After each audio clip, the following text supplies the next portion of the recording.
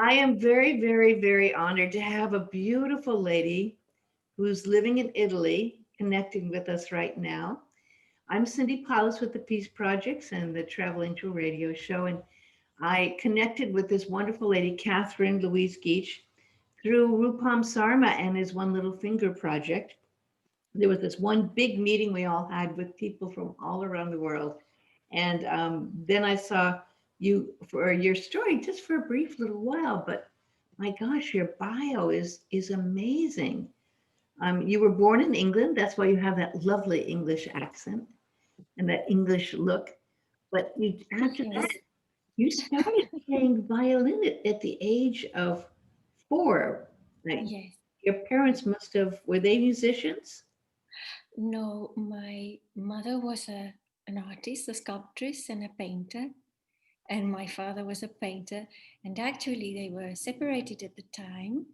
But what happened was my mother put those big discs that we had once upon a time, a record Yes. of the Brahms violin concerto played by Yehudi Menuhin when I was 3. And I remained electric, and I said, I have to play this. I have to play this instrument. And I was too small. At the time, my hands were too small. So my mother waited till I was 4. And actually, we didn't have any money, but we were very lucky because in those days, the British government sponsored music lessons, and my violin lessons were sponsored, and my instrument was sponsored. And I started when I was 4. So That's I was very, very very, very age. lucky. Obviously, I thought maybe your mother wanted you to be a musician, but it was coming from some other higher place that there was this music in you that obviously had Yes. to come out. And you just continued on. Your first concert was at what age? How old were you at At your the age of 5. at the age of and you I went on, was, you had I was 5. a scholarship that took you to the Royal Academy of Music in London. But Yes, and that yes. was wonderful. So you were developing into this amazing concert violinist. But then your life took this interesting turn. And back and I'm curious about this. In 1990, you went to Cambodia at the age of 18. What drew you from this like beautiful life as a violinist? And I just was wondering what took Mm. you from there Well, to Cambodia. um, uh, yeah, I think I didn't the same maybe as everyone else, and we didn't have a television. We had radio and lots of books, and I learned about the Khmer Rouge when I was 7 in 1979, and it must have stayed. It was so awful. It stayed in my heart, I think. And then I think it was 1989 years when I was 17. There was talk of the Vietnamese withdrawing from Cambodia because they were occupying Cambodia, and Cambodia became on the news, and just something clicked inside, and I began to do research in my spare time, and I found that the British government and the international community were supporting the Khmer Rouge at the United Nations as the legal representative of Cambodia, and the British government also, which was unknown to the public, apparently used special forces to train the Khmer Rouge in the laying of anti-personnel mines on the Thai border. So I did a lot of research, and I wanted to make a report based on facts in Cambodia to show why the international community and the British government should not be seating the Khmer Rouge anymore in the United Nations. One of the arguments the British Prime Minister Thatcher said at the time, Mrs. Thatcher, was that the Khmer Rouge were nice now. Yeah. And so I set up to show that they were still violating human rights. Wow. I had not. And yes. Wow. So I went to, I had this government grant to study. I stopped to, how to say, I ate very little. I put aside money. I saved a lot of money from the grant, and I saved up, and it was very difficult to get into Cambodia at the time because both Vietnam and Cambodia were communist countries, and there were no flights directly into either country, and there was no Cambodian embassy in London at the time, and one had to go through Vietnam. So I kept going to the Vietnamese embassy and saying, I must go to Cambodia, I must go to Cambodia. And in the end, they gave in and they gave me a visa. And that was the first step. And I bought my air ticket and I organized my passport, obviously. And it was the first time I'd ever been on a plane. I didn't tell anybody. I organized it. And I gathered everything. I did a lot of meticulous research. I was well prepared. And I went to Cambodia in the summer, I suppose.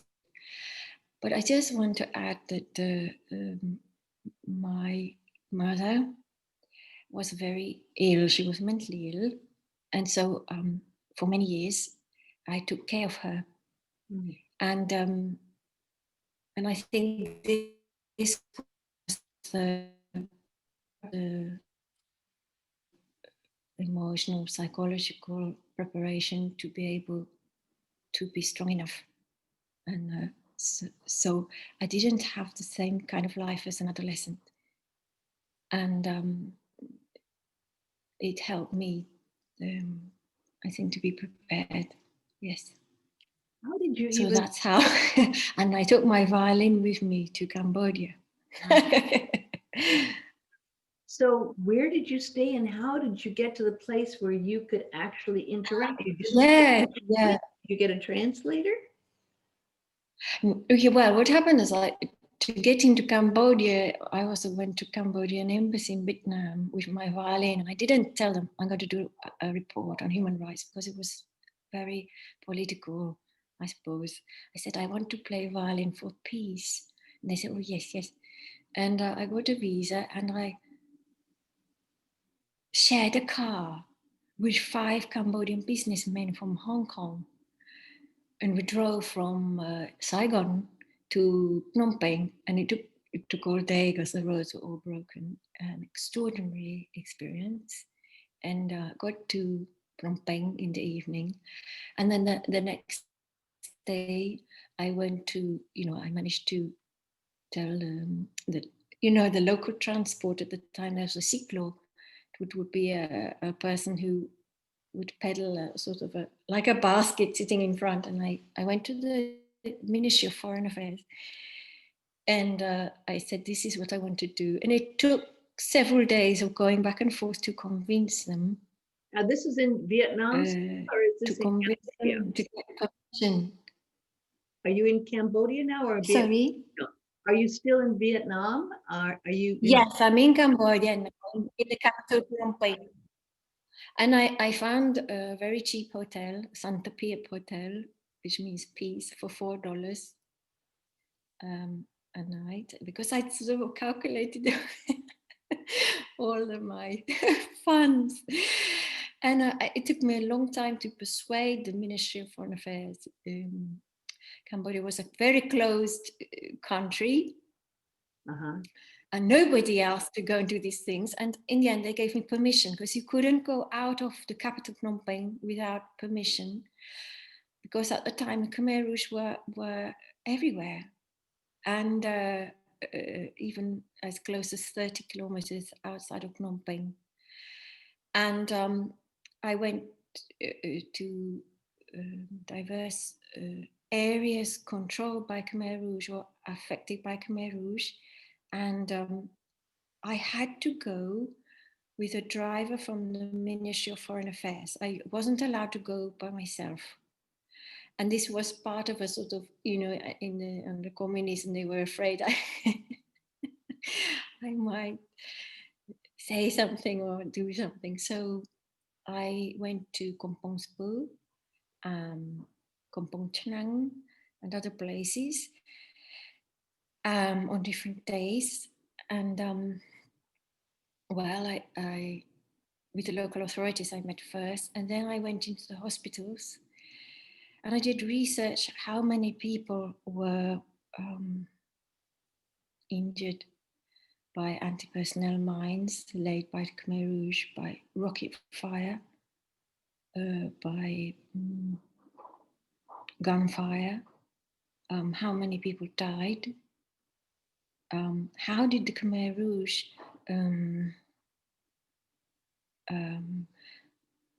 do their, let's say, the guerrilla warfare. So they would, for example, if it was the rainy season, they would plant anti-personnel mines in the rice fields and they would float and people would, they would be injured or die from touching a mine. If the rains had stopped, it was dry and people would forage in the forest, they would plant mines in the forest. It was a real targeted attack on local populations, and of course they couldn't grow, people couldn't flourish. And at the same time there was an international aid and trade embargo, so in these hospitals there wasn't enough anesthetic and enough anti-malarial medicine. There wasn't proper equipment to amputate a limb. Because of course, if you step on a mine, if you don't, if you're not killed, you probably have to have your limb amputated. It was very, very difficult. The doctors, Cambodian doctors, they were extraordinary and they worked in terrible conditions. So I just wrote it all down, and then I checked my research with the Red Cross, with local or international aid agencies, you know, and there was this very clear pattern. The Khmer Rouge would come down from the mountains and attack and terrorize people. And in those days during the war, Cambodia was very, very, very, very poor. In rural areas now, it's something we tend to forget. It's very poor now. But then it was terrible. And another factor, it wasn't that long after the end of the genocide. And the shadow that it cast on the whole country, on the whole people, was indescribable. And everyone was traumatized. And it's very, very hard to describe it at the time. And it was quite something. So anyway, I did all these reports, and then I got news from the University of Fine Arts in Phnom Penh. Phnom Penh is the capital, from the music faculty, and they said, would you please give a concert? And I said, yes, of course. So I went there and I gave a concert, and I think it was Mozart Violin Concerto in G major. And the dean of the music faculty, he said, will you please come back? We don't have enough teachers because so many teachers were killed. Before the war, before the genocide, Cambodia had this thriving, marvelous culture, you know, really swinging. And they had the traditional Cambodian music department with all traditional instruments dating back 1,000 years, these traditions. And then they had the Western music department, and the King Sihanouk himself was an avid musician, a jazz player. So you can imagine this amazing place, Cambodia, once upon a time. And it was known as the Pearl of Southeast Asia, beautiful. And they wanted, Cambodians wanted to revive, to restore what they'd lost. And we estimate about 90, so that's 90% of Cambodian artists perished during Khmer Rouge genocide. Now I have to stop you and ask, So, you're very, very young. You're very yes. young. You were what, 20 years old? 21 years old? I was 18. You were 18. 18. I mean, and number one, you're I was alone. 18, You're not yeah. with a partner or anyone, and you're by yourself. What you went through had to Yes. be very traumatic. I mean, and obviously it affected you in a very big way. How could you digest this and go through this, or did you ever? Are you still digesting it? Thank you for that question. I think, well, at first I wrote everything. I wrote everything. And I'm a very spiritual, deeply spiritual person. So I felt the presence of God, I think, not in a religious way. And I would write everything, all that I saw, and all that I felt. And there was a time, I think, when I went to the genocide, center of genocide, that was once a school, and the Khmer Rouge had tortured and killed about 40,000 people. And it was so terrible that when I left and went back to my hotel room, I thought I was so shaken. And then the next day, I think I had to go back to the Ministry of Foreign Affairs for something. And I met some very friendly Cambodian people there. And I saw the joy and the vibrancy and the color, the flowers, and something very special. And I stopped being afraid. But for that one moment in time, in where the Genocide Museum is, at one point there are lots of little cells, very rough brick, and they all knew they would die. And they were photographed before they were tortured, and during and afterwards. And the eyes of the people, they couldn't understand what was happening to them. And I felt this, I cannot describe it, but anyway, in this part of, I couldn't find a way out of this place with lots of cells, because it was divided into different large rooms with lots of cells. And for one moment I felt the presence of God shut out. And I'll never forget it. And then I managed to find the door. But I felt, I think I wrote it afterwards in my journal that I owed all those who died and who survived. I owed them, we all owed them to remember, to love them. And so a lot of these things I kept inside, and only now, many years later, I'm starting to talk about it, and very, very gradually writing about it. And it's very painful, it's very difficult. But imagine how painful it was for Cambodian people to go through it. You know, it's nothing. I was just the witness, just observer. So what did you do? How did you get involved with UNESCO? And you then got involved with some projects as well. You got involved with some projects. Ah, Oh, what happened? How did that? yes. So, okay. So after finishing this report, I went back to England. I graduated from the Royal Academy and I wrote this report, and I accidentally won a Peace Prize, and I wasn't intending to. And that helped sponsor me to come back again. So I came back and started teaching at the Royal University of Fine Arts.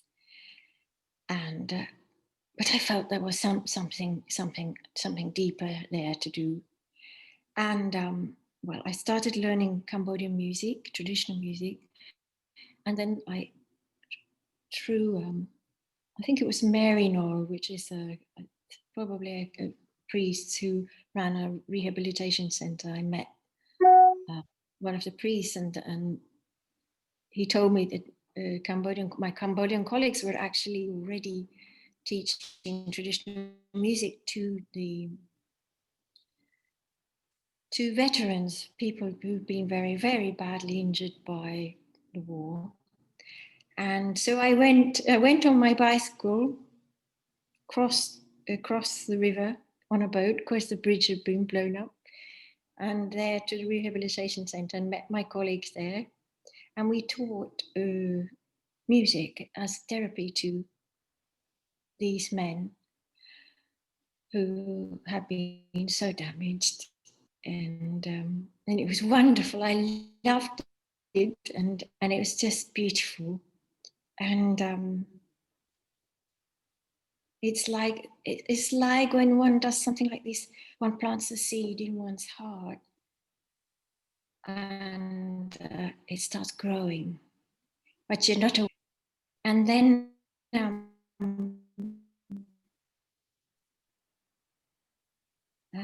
I also thought I must do something. At the Royal Traditional Music Department was gradually fading away, and there was real danger of the traditional music of Cambodia disappearing forever.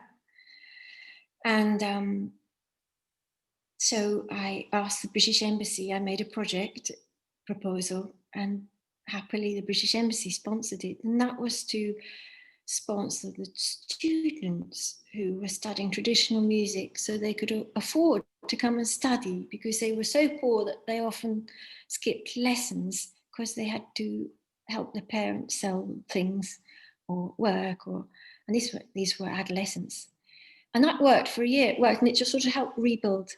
But it wasn't really quite enough, and I thought we had to do something really much stronger to restore traditional music. At that time, I lived in a village.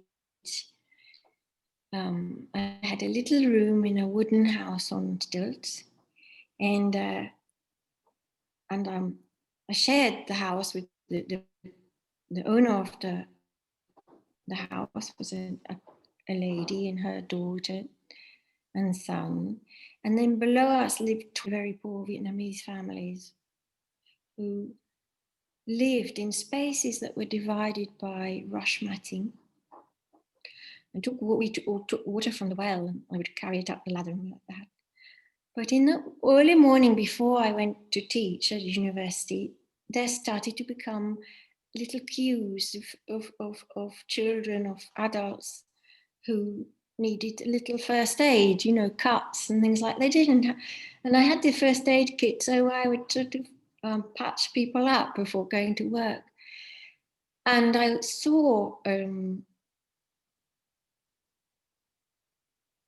that even children who had a parent because it was a poor village, they were very sort of, I don't know how to say, they didn't have basic needs, but the children who didn't have parents, something had happened, they were just on the edges of living and not living. And I thought, it's like, again, the seeds that one plants, the seed of seeing traditional music and needing to revive it, and the other seed of seeing children in these conditions.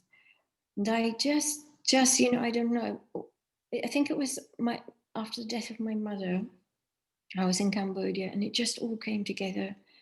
And I knew that I must make a school for traditional music that would really help children. If you're going to teach something, you've got to be practical, you know, and just children who were most vulnerable, who didn't have any parents or who had disabilities and really were left behind in every sense. At that time, there were no proper telephones and things like that. And actually, my mother committed suicide. And the British Embassy helped me by allowing me to telephone my sister.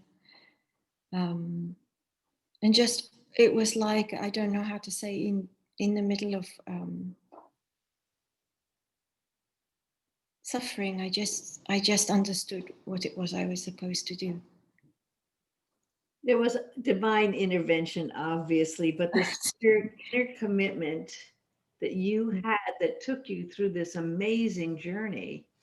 So when you had all of these things going on and you started the school, where did your journey bring you? Now, obviously, right now you're in Italy, you have a son. Where did your journey transform from where you were in Cambodia? Well, for a long time, I lived in a school.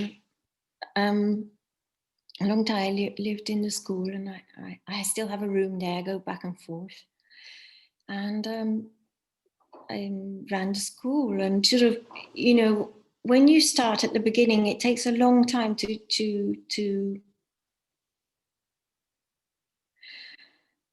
create something that's from the inside out, that's structured. So human relations, the way things work,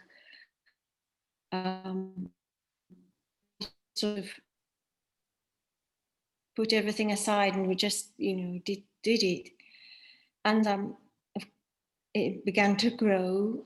And I have only Cambodian colleagues, not foreign, not expatriate. All my colleagues are Cambodian. So gradually you build a team of people, good people, in whom one can trust, and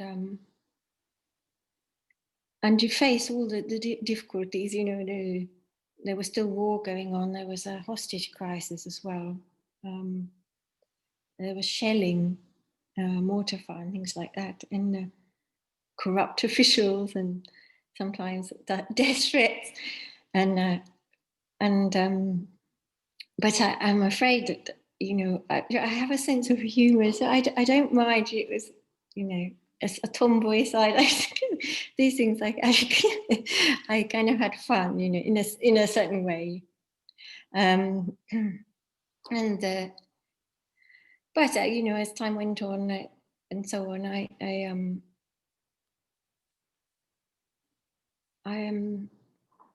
also began to not be well.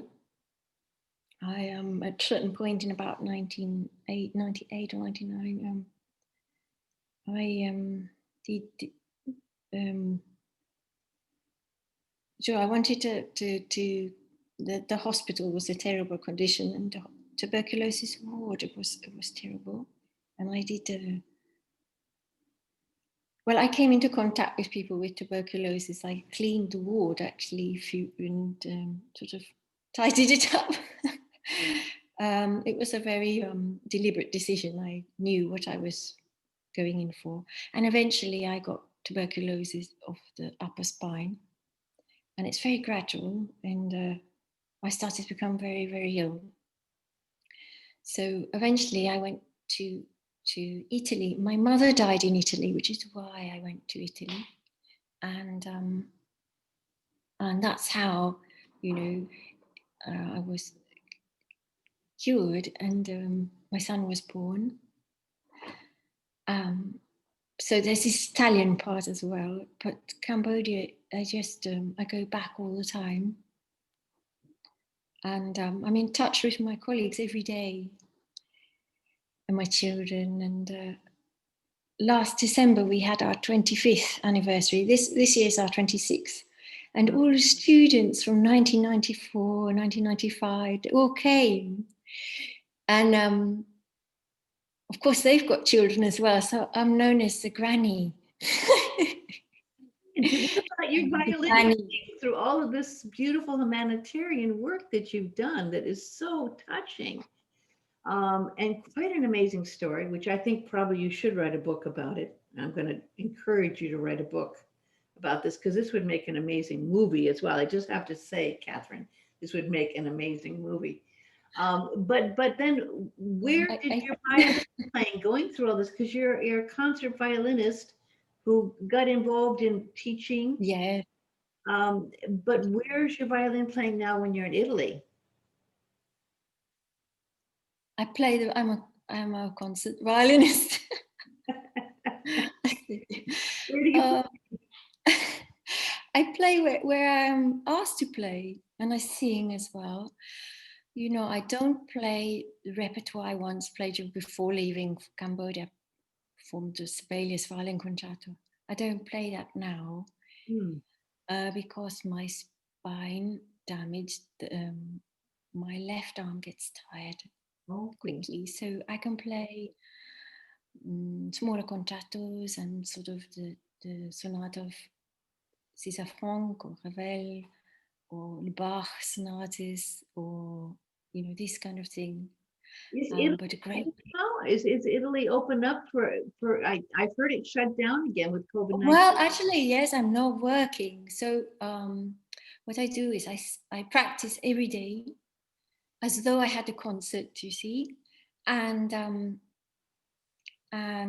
then to help make ends meet, I teach English online.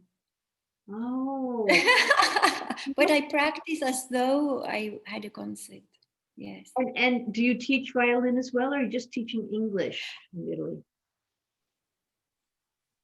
And at the moment, I just do concerts. I was teaching for a period, and then now I just do concerts. Yes. So what do you sing? Because I mean, I love that you have this angelic quality that I know comes from spirit, comes from the presence and your experience. So I'd like to know, what do you sing? What kind of music do you sing? Because I haven't had a chance to hear you sing. Uh, I sing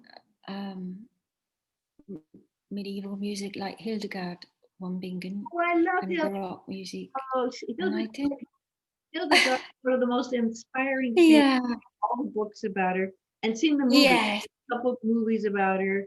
What an amazing, enlightened woman she was for the time. I encourage anyone that's listening. yes, yes. There's this extraordinary energy. Yes, Her words of her chants are so sublime. yes, yes. And when one sings them, one goes into it just feels there's a power to them. And I sing Baroque and sing really mostly sacred music, but not always. Well, I have a song for you. I'm going to send you a song. My sister passed Oh, a few months ago, and I know her spirit came and wrote this beautiful song, which I think you might be interested in. I'll send it to you after we're through. But thank you, Cindy. how did you get to meet Rupam Sarma and the group with the One Little Finger Project? Because I know they work with people with disabilities, and you work and work so long with the disability of those tragic stories in Cambodia. So how did you connect with Rupam? Because one day, I think it was 1999, 98, the Reader's Digest wrote an article about our school and me. And well, it went all over the world, this article. And many years later, I found that someone called Stephen Malillo had written a piece of music dedicated to me. Wow. And I was incredibly moved. But I didn't say anything. I didn't know who he was, and I just kept it. He kept it in, let's say, in my heart. Someone done something beautiful. And then this October, I separated from my husband about 3.5 years ago and went through a spiritual desert, I think, And then in October, I started flourishing again, and I got a free course at the University of Berkeley, California, and online, obviously, and then a scholarship to listen to the teachings of Eckhart Tolle. And it's just like something started flowing again, something that had got stuck started flowing again. And I thought I felt I would like to thank this person for having done something so beautiful. So I wrote to him, and he wrote back, and it was he who suggested to Rupa Rupa Sharma, that perhaps I'd like to join the meeting for One Little Finger. Well, and So that's and that's how I met you, Cindy. You see, so yes. You have a beautiful story, my friend. You have a lovely, lovely story that is so powerful. Sorry to interrupt. I wish not that. I don't know how to say, but I would rather that nobody makes the film now. I don't mind the documentary about Cambodian music, but it's when in this day and age of the way society has now is now going, it is a bit unhealthy. And when we make a film about somebody, it tends to make that person into a sort of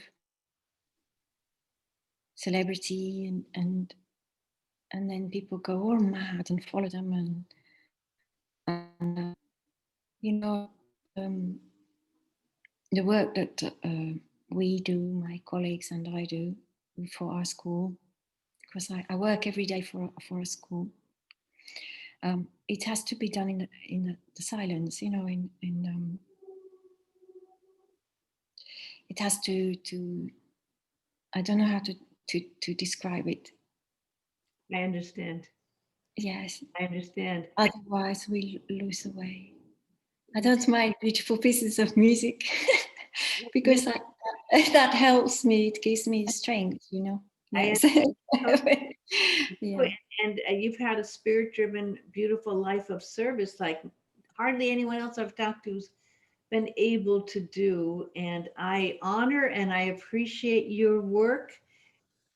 And just one last question, because about peace. Yes. You went through and saw what happened with the violence, the cruelty, the devastation of war, what happened to an entire country and the people and the pain. And through all of this, you had sometimes divine intervention.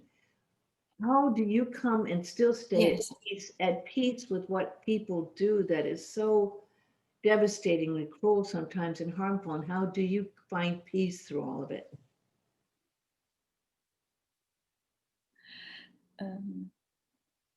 Peace is like, a progression.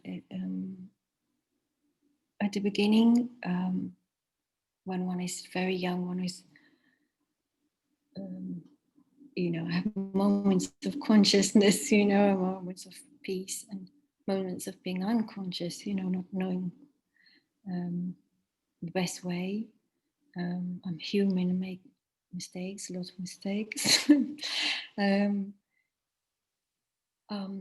Since an early age, I used to go and meditate, Vipassana meditation, and I still do that. And I think suffering, we have a choice in life, in our own personal suffering, and in the suffering of others. Either we say it's not fair, why me? And then we don't grow. Or we see suffering as a gift, I suppose, a tool to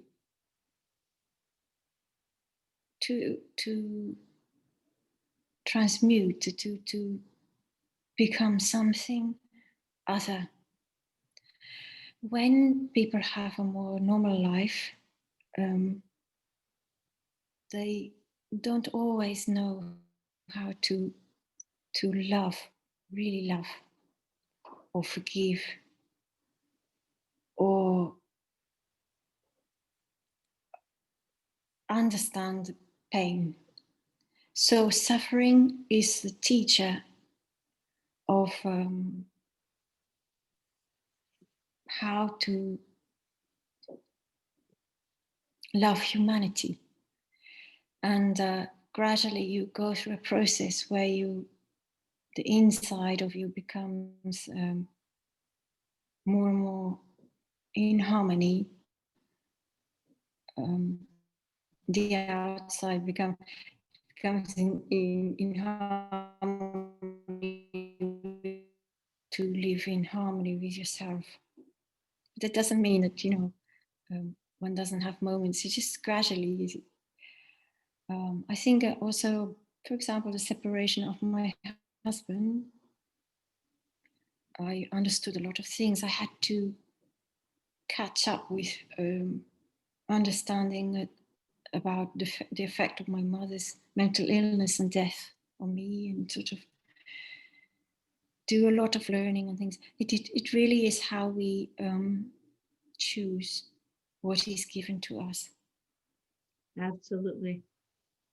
I honor you. I am so glad that we were able to connect, you in Italy here and me in Maui, and your beautiful story and your dedication. It's a miracle.